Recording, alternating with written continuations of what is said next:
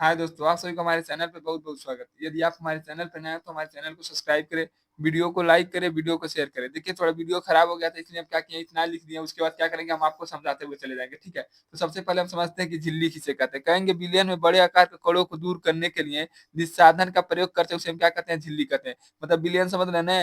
मतलब किसी भी चीज़ में जैसे आपका हो गया रस-वस, उसमें क्या होता है जो जैसे आप नींबू-वूबू डालेंगे, घोर देंगे रस उसको, तो क्या कर रहा है देखेंगे उसमें नींबू का जो होता है छिलका-विलका दिखा रहता है, ठीक है? तो उसको दूर करने के लिए जिसका उपयोग करते हैं उसे हम क्या कहते हैं? झिल्ली कहते हैं, ठीक है? झिल्ली का शुद्ध नाम क्या होता है? छननी होता है, ठीक है? तो कहेंगे विलयन में बड़े आकार के कणों को दूर करने के लिए जिस साधन का प्रयोग करते हैं उसे हम क्या कहते हैं? झिल्ली कहते हैं। झिल्ली मुख्य रूप से आपका कितने प्रकार का होता है? तो कहेंगे 3 प्रकार का। एक होता है आपका पारगम्य झिल्ली और एक होता है आपका अपारगम्य झिल्ली, तीसरा होता है आपका अर्धपारगम्य झिल्ली।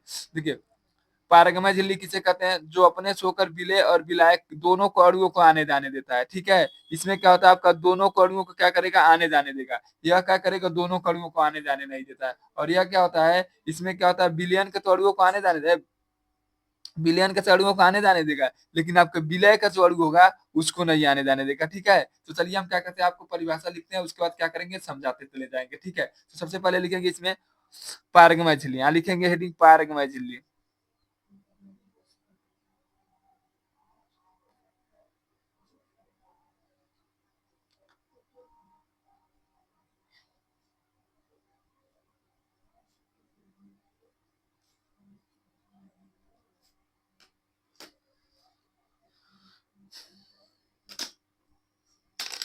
कहेंगे कहेंगे ऐसे झिल्ली ऐसा झिल्ली जो अपने से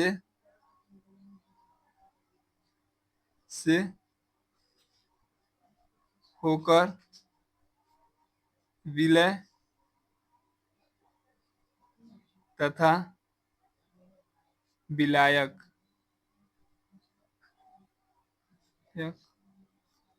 दोनों को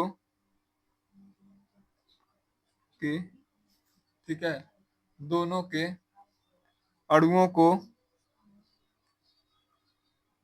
अणुओं को आने जाने देता है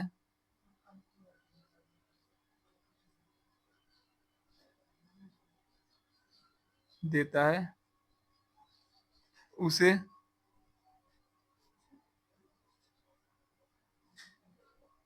पारगमय झिल्ली कहते हैं, ठीक है? कहेंगे कि ऐसे झिल्ली जो अपने से होकर विलय तथा विलायक दोनों कणुओं को आने जाने देता है उसे हम क्या कहते हैं? पारगमय झिल्ली कहते हैं, ठीक है? अब हम पढ़ेंगे अपारगमय झिल्ली किसे कहते हैं, ठीक है?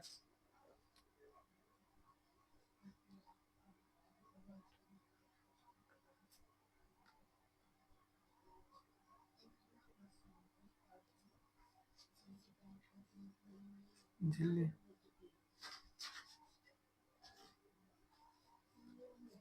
ठीक है। अब पढ़ेंगे हम अपारगमय झिल्ली किसे कहते हैं। कहेंगे ऐसे झिल्ली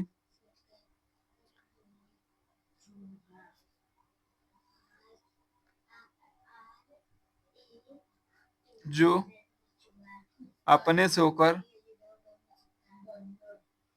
से होकर विलय तथा विलायक दोनों कणुओं को आने जाने नहीं देता है। विलय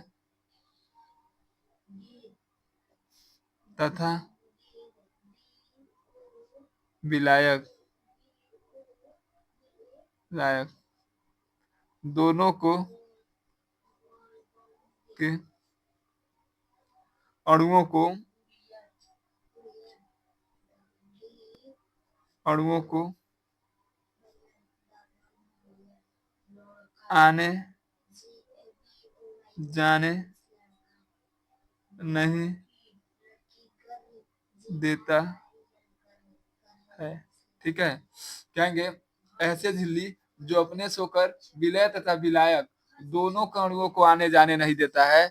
इस प्रकार की झिल्ली को इस प्रकार की झिल्ली को के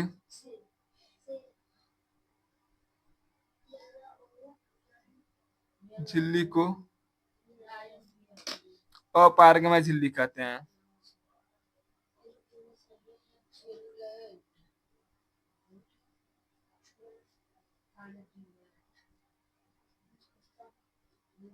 झिल्ली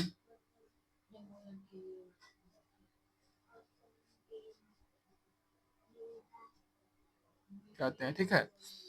हमने दोनों का परिभाषा पढ़ लिया। ऐसे झिल्ली जो अपने से होकर विलय और विलायक दोनों कड़ियों को आने जाने देता है उसे क्या कहते हैं? पारगमय झिल्ली। ऐसे झिल्ली जो अपने से होकर विलय और विलायक के दोनों कड़ियों को आने जाने नहीं देता उसे क्या कहते हैं? अपारगमय झिल्ली। अब पढ़ेंगे हम अर्ध पारगमय झिल्ली किसे कहते हैं, ठीक है। अगला हेडिंग डालेंगे अर्ध मैं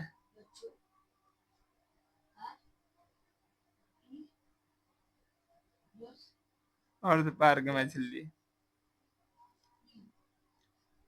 कहेंगे ऐसे झिल्ली जो अपने से होकर विलय यानी पानी को आने जाने देगा, लेकिन उसके साथ जो पदार्थ मिला होगा उसको आने नहीं देता है, इस प्रकार के झिल्ली को क्या कहते हैं? अर्ध पारगमय झिल्ली कहते हैं, ठीक है। कहेंगे ऐसे झिल्ली जो अपने से होकर विलायक के अणुओं को आने जाने देता है, लेकिन विलय के अणुओं को आने जाने नहीं देता है, इस प्रकार के झिल्ली को क्या कहते हैं? कहेंगे अर्ध पारगमय झिल्ली कहेंगे। ऐसा झिल्ली ऐसा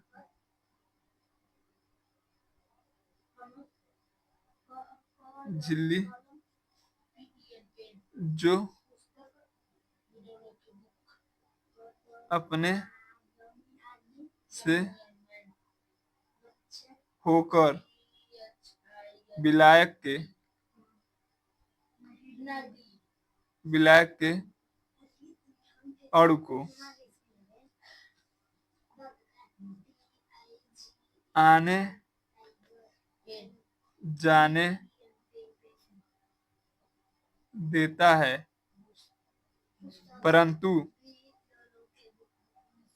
परंतु विलय के अणु को आने नहीं देता है, ठीक है। ऐसे झिल्ली जो अपने से होकर विलायक के अणुओं को आने जाने देता है, परंतु विलय के अणुओं को आने नहीं देता है, इस प्रकार की झिल्ली को कहेंगे। इस प्रकार के झिल्ली को अर्ध पारगमय झिल्ली कहते हैं।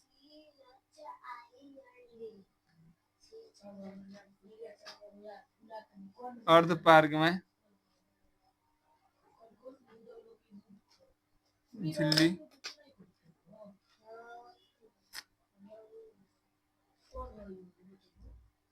कहते हैं, ठीक है।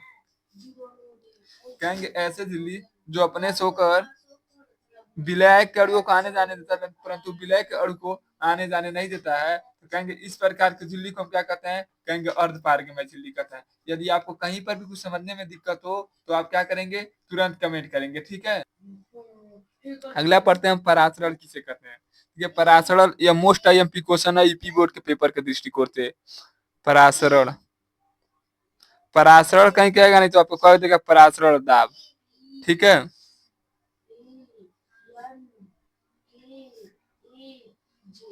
देखिए तब कहेंगे जब दो भिन्न सांद्रता वाले विलयन को अर्ध पारगमय झिल्ली द्वारा मतलब गुजारते हैं तो क्या करता है? वह अधिक कम सांद्रता से अधिक सांद्रता की ओर जाने लगता है, ठीक है। कम सांद्रता से अधिक सांद्रता की ओर जाने लगता है। इस क्रिया को इस घटना को हम क्या कहते हैं? परासरण दाब कहते हैं, ठीक है, या परासरण कहते हैं। कहेंगे जब दो भिन्न सांद्रता वाले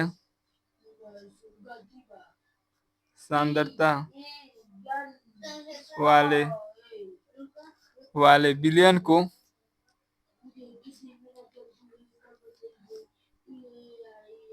किसी अर्ध पारगमय झिल्ली द्वारा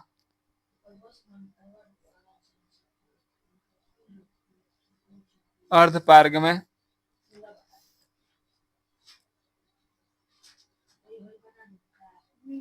झिल्ली द्वारा अलग किया जाता है तो किया जाता है तो वह कम सांद्रता से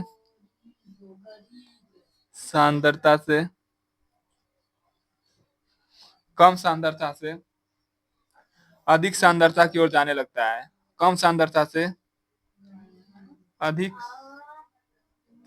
सांद्रता की ओर जाने लगता है की ओर जाने लगता है। इस घटना को घटना को परासरण दाब कहते हैं। परासरण दाब कहते हैं। ठीक है, कहेंगे जब दो भिन्न सांद्रता वाले विलयन को अर्ध पारगमय झिल्ली द्वारा अलग करते हैं तो क्या होगा आपका कम सांद्रता तो किसकी ओर जाने लगेगा, अधिक सांद्रता की ओर जाने लगता है। इस घटना को हम क्या कहते हैं, परासरण दाब कहते हैं या परासरण कहते हैं। ठीक है, अब पढ़ते हैं परासरण कौ प्रकार का होता है। देखिए परासरण दो प्रकार का होता है। एक का होता है आपका जैसे जैसे क्या करेंगे अंत परासरण, एक होता है आपका बाह्य परासरण। ठीक है, अभी हम बता देते पानी में आप चना उना डाल देते हैं, वो फूलने लगता है, वो किसके कारण होता है, कहेंगे अंत परासरण के कारण। ठीक है, और जैसे आप क्या करेंगे इसी होते रहते हैं अंगूर अंगूर, उसको क्या करेंगे आप चीनी में डालकर गर्म कर देंगे तो फूल जाएगा। ये भी आपका क्या है, पराशर था। जैसे ही आप उसको घाम में मतलब धूप में रख देंगे वो क्या हो जाएगा, मतलब सूख जाएगा। यहाँ पर क्या होता है, और बाह्य पराशर और अंतः पराशर और बाह्य पराशर क्या होता है अभी हम आपको बता रहे हैं। ठीक है, देखिए लिखेंगे पराशरण का प्रकार।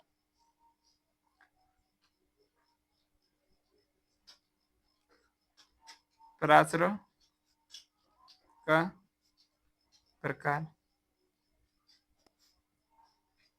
ठीक है, कहेंगे पराशरण मुख्य रूप से दो प्रकार का होता है। एक होता है अंतः पराशरण, एक होता है बाह्य पराशरण। पराशरण दो प्रकार का होता है, एक होता है आपका अंतः पराशरण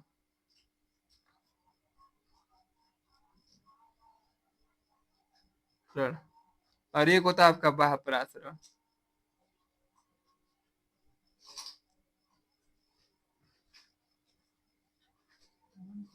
बाह्य पराशरण, ठीक है। तो अंतः पराशरण आपका क्या होता है, देखिए जब कोई चीज क्या करे पानी और डाले, वह क्या करे अपने उस चीज को क्या करे अंदर खींच कर अपने आकार में क्या करे परिवर्तन कर दे, उसे क्या कहते हैं अंतः पराशरण। अब बाह्य पराशरण क्या होता है, जब भी कोई चीज अंदर से बाहर निकल जाए और वो चीज क्या होता है आपका सूख जाए, ये आपका क्या होता है बाह्य पराशरण। ठीक है, तो चलिए हम अंतः पराशरण और बाह्य पराशरण एक बार आपको परिभाषा के द्वारा समझाते हैं। चलिए अब पढ़ते हैं अंतः पराशरण किसे कहते हैं। सबसे पहले हम अंतः पराशरण आपको बताते हैं परिभाषा के थ्रू से।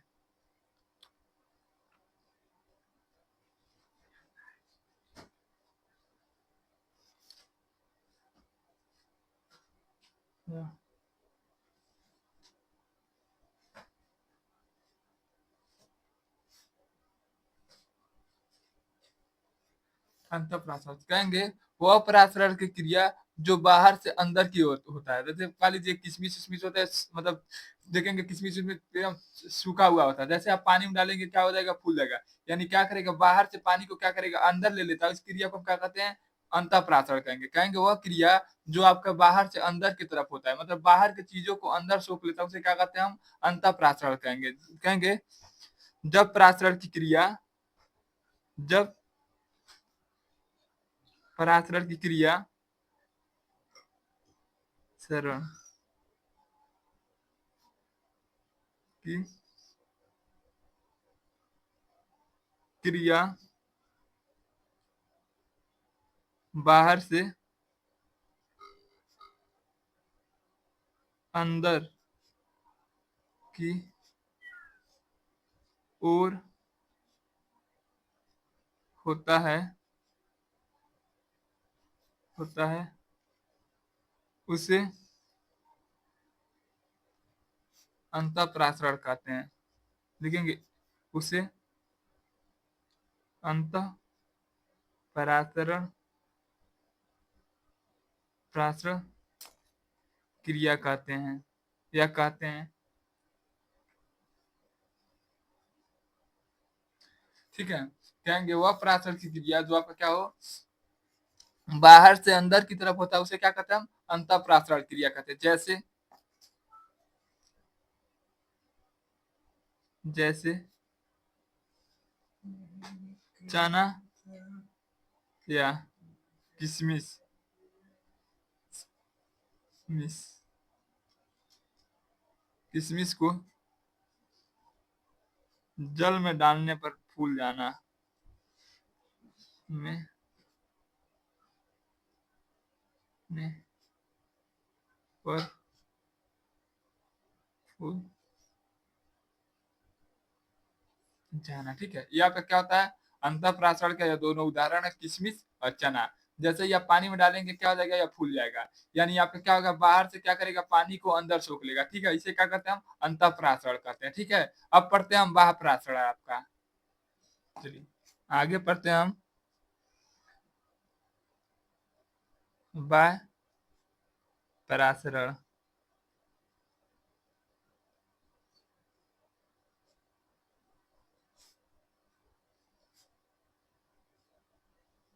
बाह्य परासरण कहेंगे जब परासरण की क्रिया आपका अंदर से बाहर की ओर होने लगता है, उसे क्या कहते हैं, देखिए उसी का उल्टा होता है कि बाहर से अंदर की ओर हो रहा था ना, तो यह इसमें क्या होगा, आपका अंदर से बाहर की ओर होगा। जैसे क्या होता है, शीरे में अंगूर को डाल देंगे और गर्म कर देंगे तो क्या होगा, धीरे धीरे शीरा, गर्म भी नहीं करेंगे, यदि हम क्या करें, शीरा हो उसमें क्या करें, अंगूर को डाल देंगे तो तुरंत किसमें बदल जाएगा, किशमिश में बदल जाता है। ठीक है, यह किसके कारण होता है, कहेंगे बाह्य परासरण के कारण होता है। लिखेंगे लिखेंगे वह परासरण की क्रिया, वह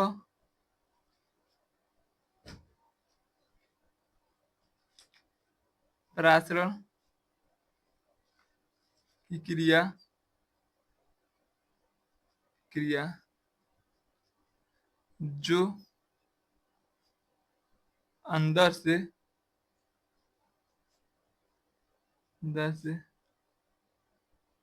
बाहर की ओर होता है,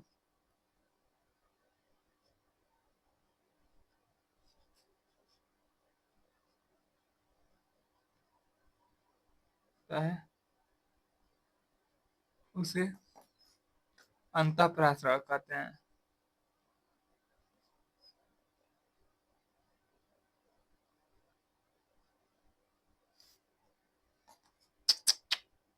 बाह्य परासरण कहते हैं, अंतः परासरण या बाह्य परासरण।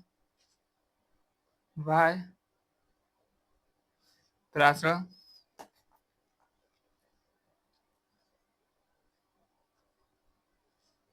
कहते हैं। ठीक है, उसे क्या कहते हैं हम, बाह्य परासरण कहते हैं। ठीक है, उदाहरण में देख लेते हैं इसका।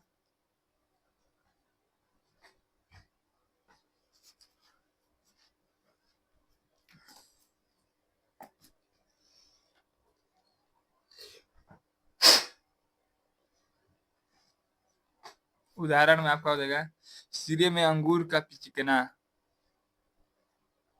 सिरे में अंगूर का पिचकना। ठीक है, ये आपका बताएगा उदाहरण। ठीक है, यदि आपको कहीं पर भी कोई दिक्कत हो तो आप क्या करेंगे, तुरंत कमेंट करेंगे। ठीक है, चलिए आपका अगला परिभाषा देखते हैं। अब देखते हैं हम विसरण किसे कहते हैं।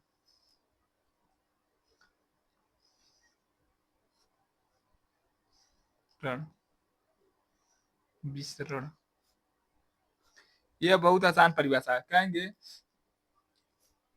गैसों को अधिक सांद्रता से कम सांद्रता की ओर जाने पर वो फैल जाता है। क्या होता है, गैस आपका क्या होता है, अधिक सांद्रता से कम सांद्रता। जैसे मान लीजिए सिलेंडर है, सिलेंडर में जब जैसे ही आप गैस निकलेगा तुरंत क्या होगा, पूरे रूम में फैल जाएगा।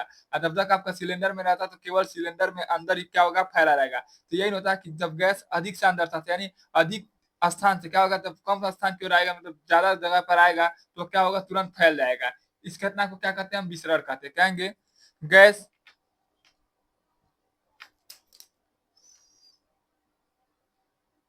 गैस को अधिक अधिक सांद्रता से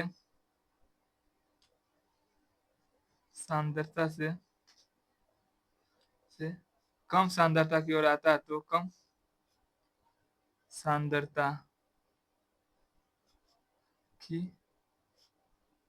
ओर आता है है तो फैल जाता है। इस घटना को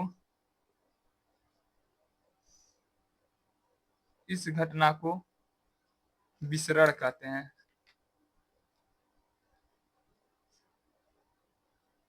इस घटना को विसरण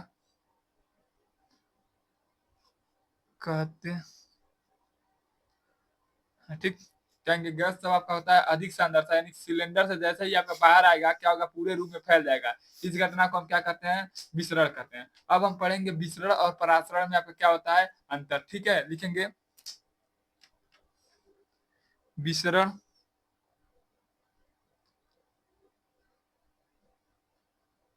तथा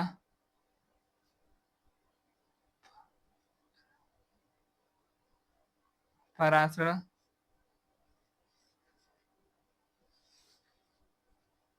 अंतर।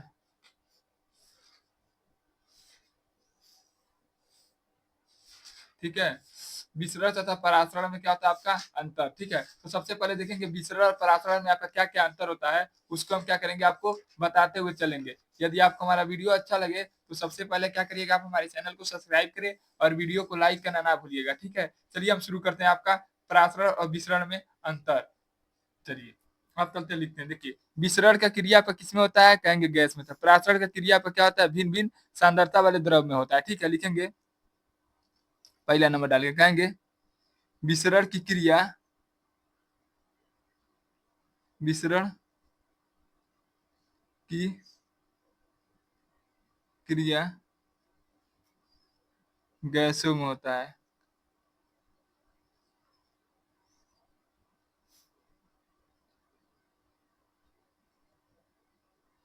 अपरासरण की क्रिया द्रव्य में होता है। लिखेंगे परासरण, परासरण की क्रिया प्राय द्रव्य में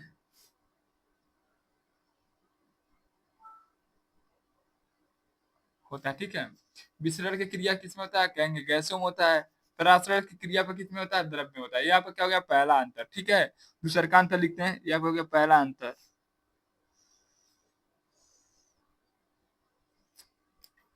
कहेंगे यह क्रिया अधिक सांद्रता से कम सांद्रता की ओर होता है। ठीक है, और यहाँ पर क्या होता है, कम सांद्रता से अधिक सांद्रता की ओर होता है। ठीक है, कहेंगे यह क्रिया अधिक सांद्रता से, यह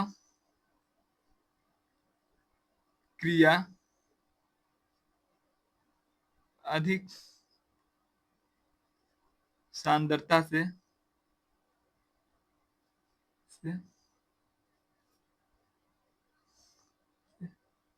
कम सांद्रता की ओर होता है।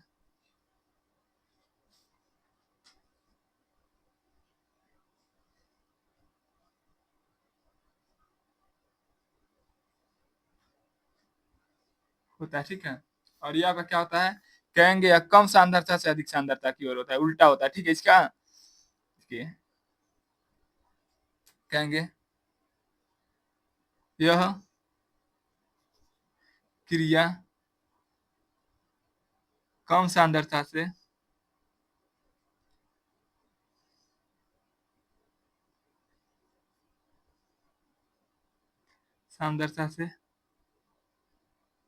अधिक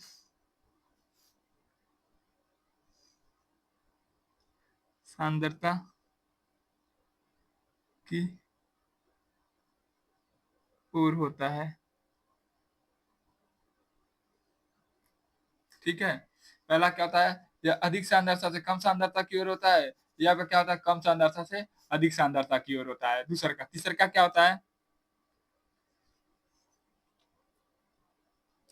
कहेंगे इसके लिए यहाँ पर क्या होता है, माध्यम की आवश्यकता होती है। लेकिन इसमें क्या होता है, कहेंगे अर्धपारगमय झिल्ली के लिए आवश्यकता होती है। ठीक है, इसमें क्या होता है, माध्यम की आवश्यकता एक माध्यम से दूसरे माध्यम में फैलता है, और यह आपका क्या होता है, अर्धपारगमय झिल्ली का इसमें आवश्यकता होती है। ठीक है, कहेंगे विसरण की क्रिया के लिए सरण विसरण की क्रिया के लिए लिए माध्यम की आवश्यकता होता है, माध्यम की आवश्यकता होता है। इसके लिखेंगे, कहेंगे परासरण की क्रिया के लिए सरण की क्रिया के लिए अर्धपारगमय झिल्ली की आवश्यकता होती है। अर्धमय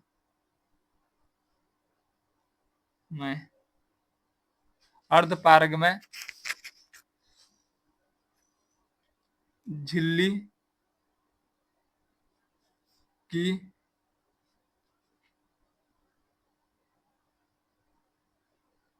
आवश्यकता होती है। ठीक है, इसमें देखिए, इसमें आपका क्या होता है, अर्धपारगमय झिल्ली की आवश्यकता होती है, और इसमें आपका क्या होता है, माध्यम की आवश्यकता है। यह आपका अधिक सांद्रता से कम सांद्रता की ओर होती है, या आपका कम सांद्रता से अधिक सांद्रता। इसके लिए आपका क्या होता है, गैस की आवश्यकता होती है। ये आपकी आपका किस में होता है, कहेंगे द्रव में होती है। ठीक है, भिन्न भिन्न सांद्रता वाली। ठीक है, तो यदि आपको इसमें कहीं पर भी कोई दिक्कत हो तो आप क्या करेंगे, कमेंट करेंगे, और आप कमेंट करके बताइएगा कि हमारा वीडियो आपको कैसा लगा। यदि आपको हमारा वीडियो अच्छा लगा तो आप हमारे चैनल को, वीडियो को, दोनों को सब्सक्राइब और लाइक करना ना भूलिएगा। धन्यवाद।